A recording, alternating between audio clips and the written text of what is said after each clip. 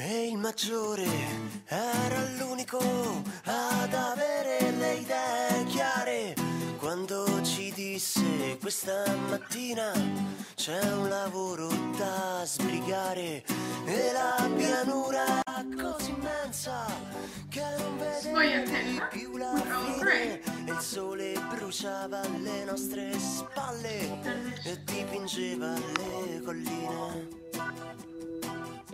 Il sole bruciava i nostri 20 anni, rubati ai monti e rubati al mare, messi su un treno una mattina per la leva militare.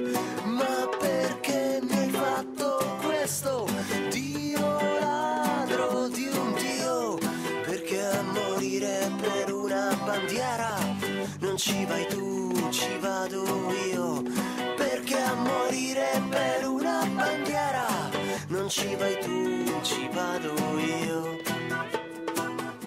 E alla stazione della